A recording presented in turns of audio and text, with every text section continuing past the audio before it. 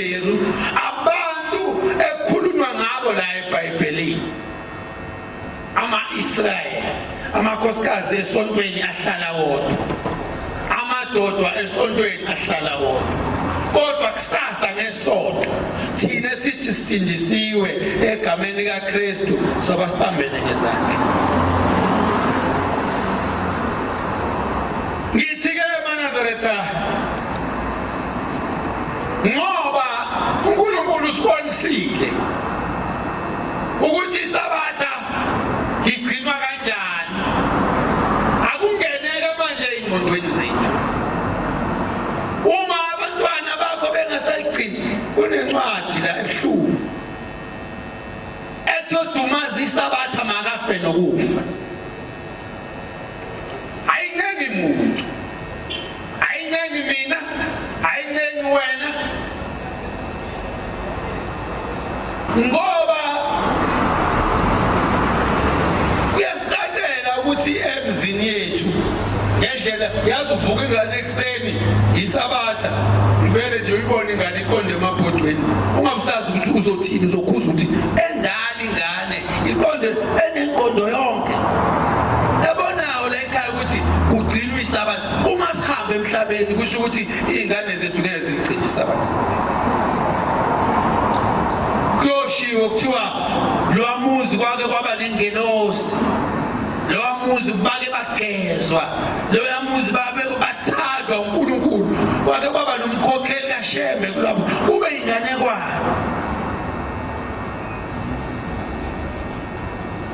Ningavumi maNazaretha nensibweni. Cela ukufunda incwadi yamakhosi oqala verse 20 verse 21 enqaba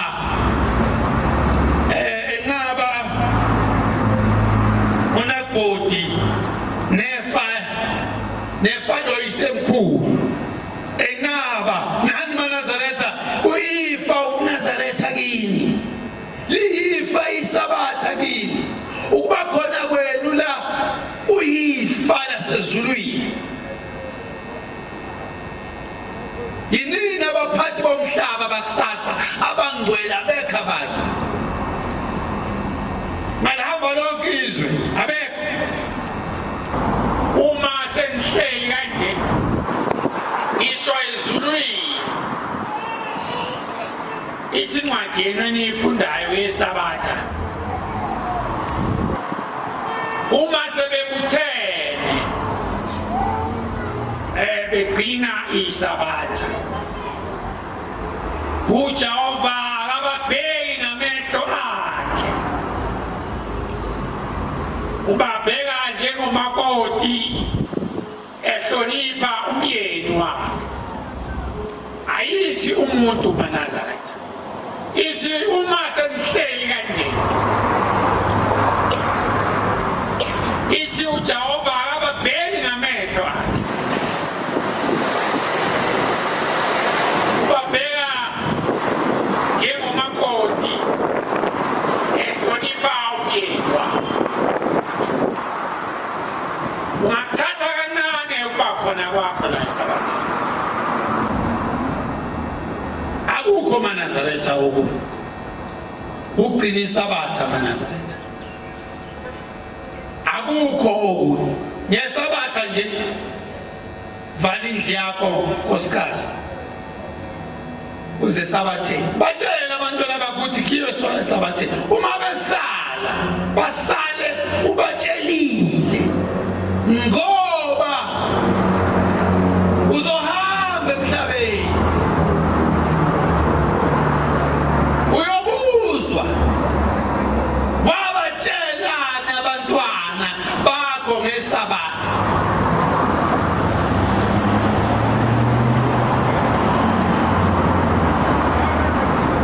Uyobuzwa ngisho emsaphweni wamathambo akho ukuthi wathi kumele umntwana athi hayi mama hayi mina anginandaba neSabatha kodwa ubumtshelile.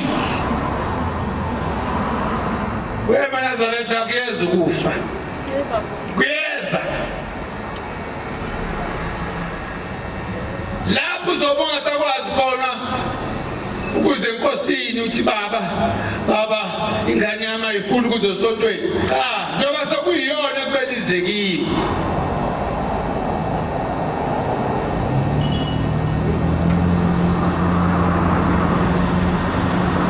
sibabonile abelungu abamhlophe begcina isabatha akukho manje okunasingabaza ngendaba kababa mkhulu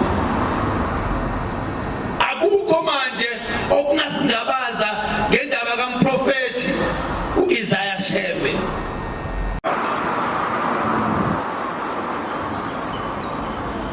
ubone nje noma unosizi olungakanani noma unokuhlupheka okungakanani awusuke wagqoka le ngubo emhlophe kuyabaleka usizi leyisaba ingubo emhlophe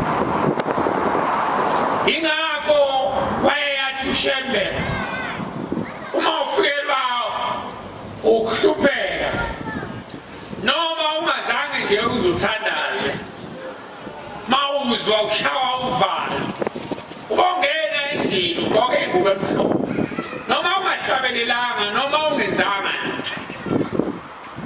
ngoba usizi leyisaba lengubo emhlophe nokuhlupheka kweyisaba nezitha uma ugqoke lengubo emhlophe ziyabaleka azisondeli eduze kwakho ziyabaleka itheni insizwa yayiphuma esiguqweni emakhaya abantu babeke nje amatshe mhlawumbe eceleni kwesihlahla noma eceleni kwentaba bayibize leyo ndawo ngokuthi isiguqo insizwa ngangidumisa nayo uNkulunkulu wasephakameni emakhaweni kwakuyakwanhlangase ithi le nsizwa kwakunezimpi ezinkulu zezigodi le-Transkop kuliwe uthi lo mfana engixoxela uthi wayephethe nje umaNazaretha uthi ephuma esiguqweni uthi le pia isuke khona la igole emahostela yazi yawungena emakhaya esethi uphephile ngoba usekhaya uthi wathi ebona uthi wabona kuze insizwa wezengazethembi lezi insizwa uthi wayengaphethe lutho wayephethe nje umaNazaretha esikhwameni uthi mayengixoxela uthi wezwa nje engathi khona izwe likhulumayo ngamandla kuye elithi gqoka ingubo emhlophe uthi akazange saguqa noguqa uthi uma ngabe egqoka umaNazaretha wayiguqa uthi kodwa ngalelo langa akazange azaguqe wakhipha nje umaNazaretha esikhwameni uthi mayewukhipha nje babe bedubula laba bantu uthi uyasizwa isibhamu siyaphuma uthi uyacabanga ukuthi mhlawumbe babecabanga ukuthi ukhipha isibhamu uthi wazizwe nesibindi wangabaleka wangavika walalela leli lizwe lithi akagqoka ingubo emhlophe uthi lo mfana wayeseyigqoka le ngubo emhlophe uthi wathi nje uma iqede ukuyigqoka uthi la eMnazaretheni wakhe ugqoke wabona ngathi kuvutha umlilo wangazi ukuthi wehlelwa yini uthi akazange akhona ngisho ukubiza uShembe ngenxa lesi simo esasiphuthuma ngayo uthi wathi wezwa labantu sebekhuluma kude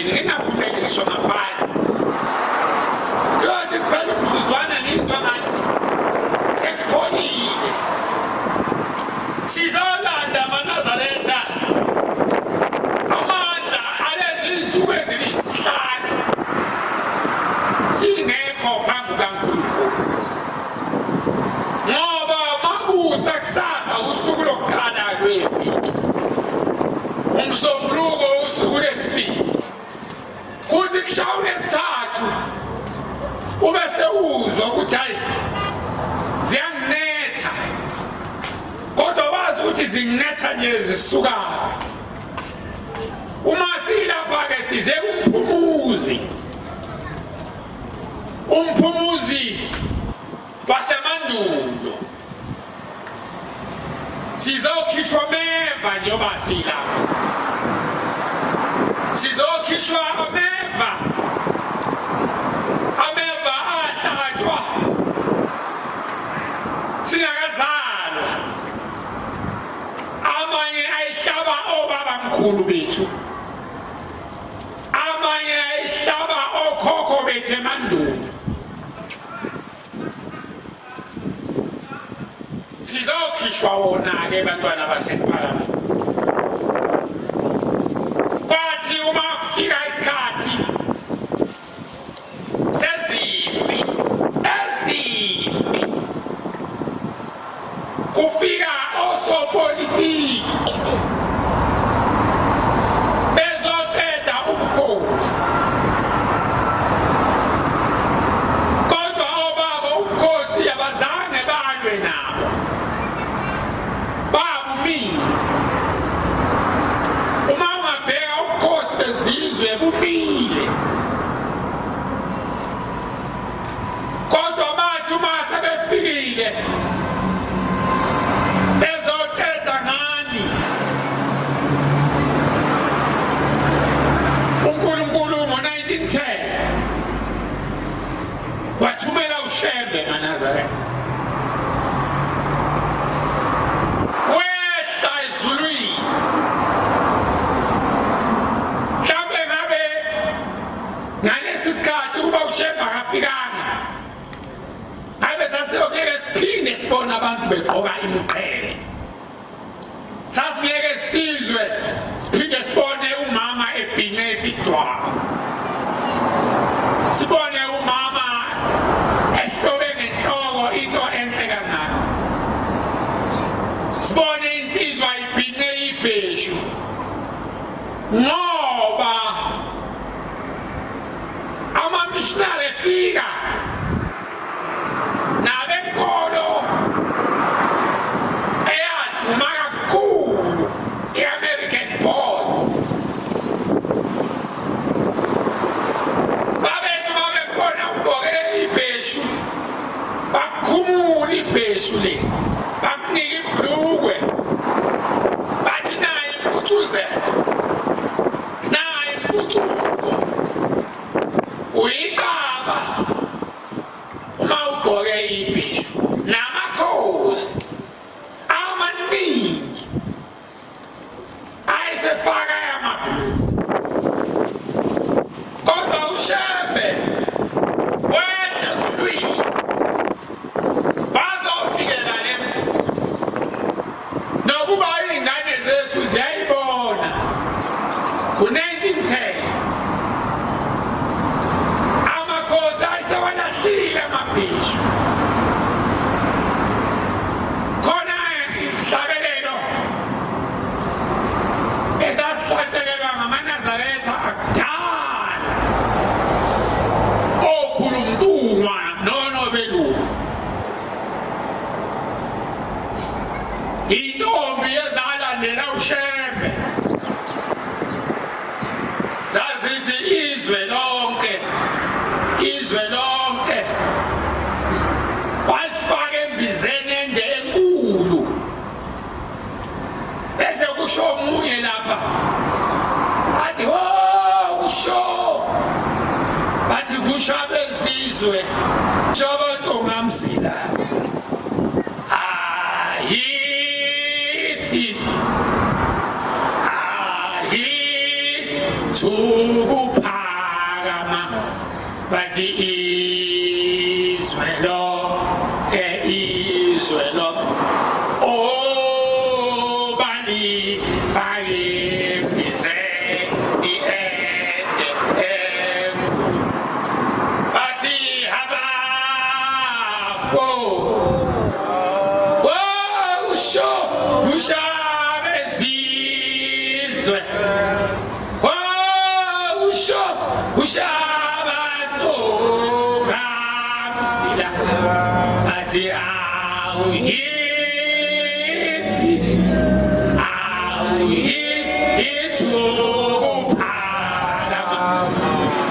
sasisho njalo ezasephakameni efikile maNazaretha amasonto asentshonalanga efikile kuhlukana umndeni laba abasebekholwa kwakuthiwa zifundiswa bese kuthiwa laba abangakholwa amakaba babizwe ngamabhinqa. Ngiyajabula nje namhlanje uma ngibona iy'ngane zethu leli gama elithi bhinqa sezilithatha zilibeka phezulu. Leli gama elithi bhinqa kwakuyigama lomuntu owayebukeleka phansi maNazaretha. Namhlanje sibhinqa amabheshe ethu singene koSantholo sibone abantu besibingelela ngothando, ubone ukuthi lento abayibukayo bayayithanda, bebe bengayazi imfihlakalo yayo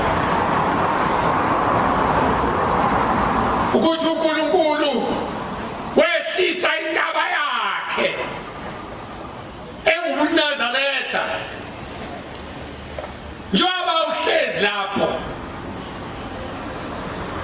Omkhulu ezulwini bajabulile ngawo bathi kodwa ngiyambona ndodakazi wethu, ngiyambona umfana wethu na bayaziqhenya na wena ungakubukela phansi uthi hayi ngiyaya nje esontweni. Hayi akunjalo, khona bakhishwa meva ngawe, khona bagezwayo ngawe, khona abahlanjululwayo ngawe ohamba nabo. Njengoba uwedwa nje uhamba nezinkulungwane ngezigidi zamakhosi akini. Uzwa sithi ayinhlanhla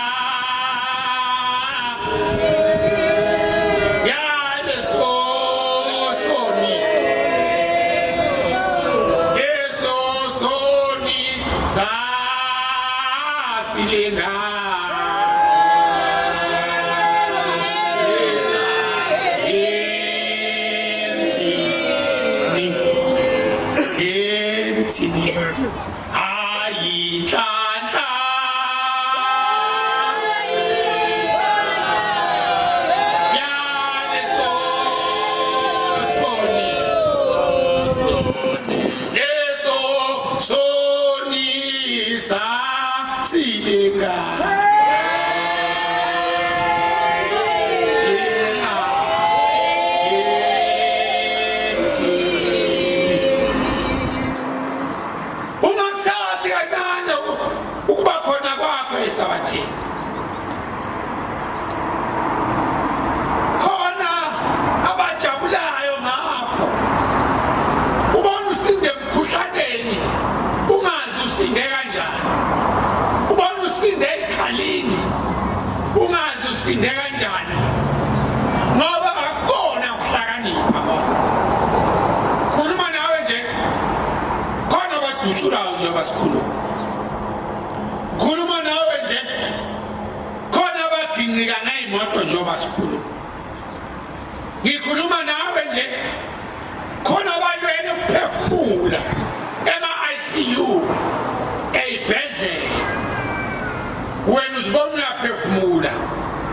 wena uzibona uyahamba ucabanga ukuthi kungawe akunjalo maNazaretha uthando nokuthi uyaphila uthando nokuthi uzibone lengubo emhlophe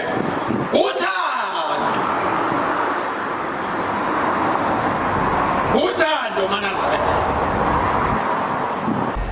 Uyabona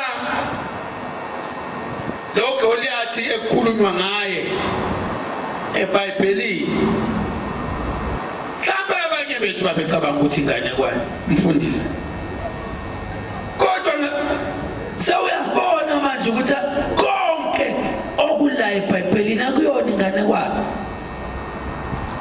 Labantwana bakwa-Israyeli ababesuka eGibhithe bahamba maNazaretha bekhishwe eGibhithe, base emva kwalokho baqedwa iminyaka ewu-2000 kwaqedwa ngabo, beqedwa amaRome. Uma eqeda ngabo abulala oDavide, abulala bonke ubukhosi babo, babaleka alishintsha igama kula eBhayibhelini kwaba la eBhayibhelini kuthiwa amaFilisti, kodwa mase bechaza bona bathi amaPalestine kwaba iPalestinian land for 2000 years. Nina nihlangane nenzalo yalabo bantu ngeviki edlule emini kabhanga.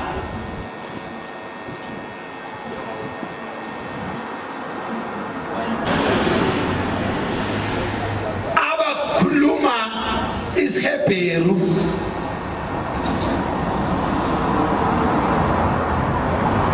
obani lamakhosi abo njengoba bebona wona njengoba nihleli la kunezindlovukazi zabo la, kunamakhosi abo la, wena ungababona bejabula konke kwaqedwa, bathe mabebona nina bakubona. Ukuba nje bengikwazi ukukhuluma bengizothi Khumalo lo wayeholwa uwe uyinkosi emandulo, Mnyaki lo wayeholwa uwe uyinkosi emandulo, Masithole lo wayeholwa uwe uyinkosi emandulo.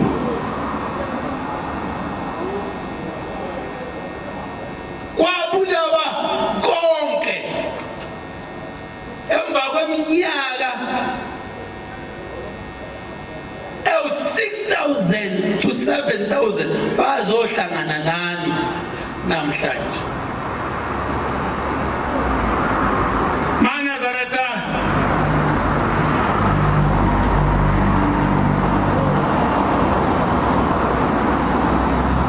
sisensimini eyalinywa emandulo. Umuntu obayiNazaretha usukaphelezela omunye, noma ikhetha inkosi omunye uyasaba ukuthi ikwenziwana, omunye ahambe angaphinda lizwe leli lizwe. Izwi elikumemayo, izwi elizohlanga bezoyihlo, bathi nangu umntana wami ugqoke ingubo emhlophe, nangu umntwana wethu esidondolozele ephakameni. Mbabaza maNazaretha kwakhona kwini ukuvuka ekuseni uzohlabelela uthi bonga noJehova maNazaretha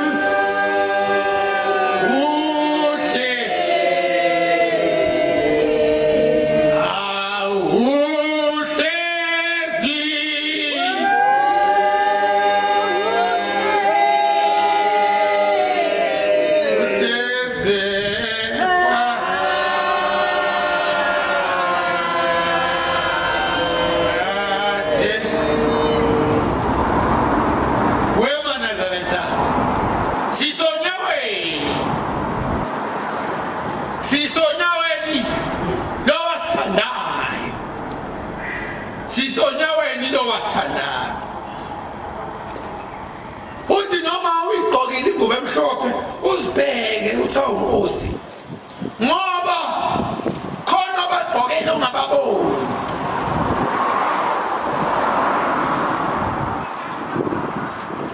Ithi inkosi ngelinye ilanga ichaza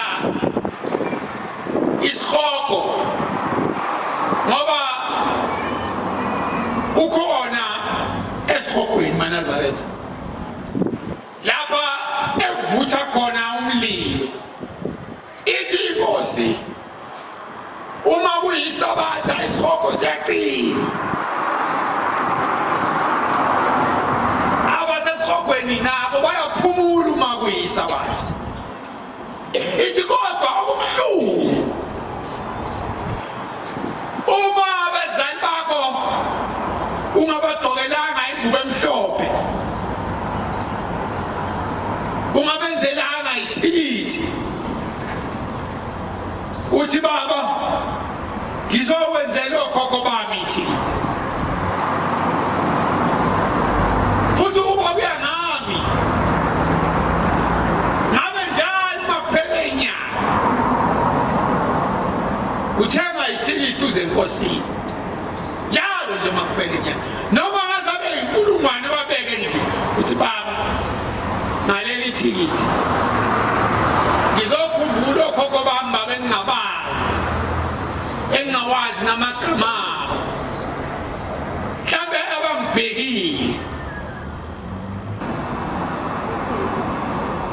Ungabe nayo uthi mzimba wami ngiyacela ukugcina isabatha, uxoxele umzimba wakho, uphume nje la isabatheni ukhulume nawo uthi mzimba wami noma ngingasazanga-ke esabatheni noma iy'ngane zami zingehlula, kepha mzimba wami thamba. Uma kuyisabatha angiyeke ukuthinta into eshisayo, angihlukane nekhofi, angihlukane netiye, ngenzela wena mzimba wami ngoba uyinsimu. uJehova ngesabatha uhlala emzimbeni womuntu. Ungafudumezi uNkulunkulu ngesabatha ngetiye. Hawu, liphuze emfundisi ngesonto, liphuze emkhokheli ngomsombuluko, nango lesibili, nango kodwa uma kushaya u-6 ngoLesihlanu uthi tiye ngiyakubalekela. Sengizoba necala maNazaretha uma ngiphula isabatha ngoba sengibonile esinye isizwe esigcina isabatha. Bekungcono ningakasiboni, bekungcono maNazaretha ningakasiboni esinye isizwe. Benisacabanga nje ukuthi hayi uShembe nje nemthetho eqinile wayeqinisa imithetho, futhi okwenu kungcono. Lo muzi wenu usazokwakhiwa, nisanenhlanhla, nisazohamba ngayimoto, nisazosebenzisa amafoni, kungcono kwenu. Okwenu nje ukuthi itiye siyalivala ngo-6, silivala ukulivala, nami ngiyalivala, nasemzimbeni wami awutshela umzimba wakho, ake ngiguqe ngikhulume nemzimba yenu. Khuluma nomzimba wakho-ke, ukhulume nawo ngoba kukho kuyo, ngoba leli dimoni elenza ukuthi uhalele itiye ngesabatha lihleli la. Ake ukhulume nomzimba wakho, ukhulume lamazwi engizowakhuluma. Umzimba wakho-ke asizowubiza ngomzimba, sizowubiza ngensimu ngoba uyifa likaNkulunkulu. Asizothi umzimba, sizothi insimu. Shone mbaba, insimu, wena oyifa likaNkulunkulu, wena nsimu yasemandulo, wena nsimu yokhokho bami, ngicela ulalele imizwa kaNkulunkulu,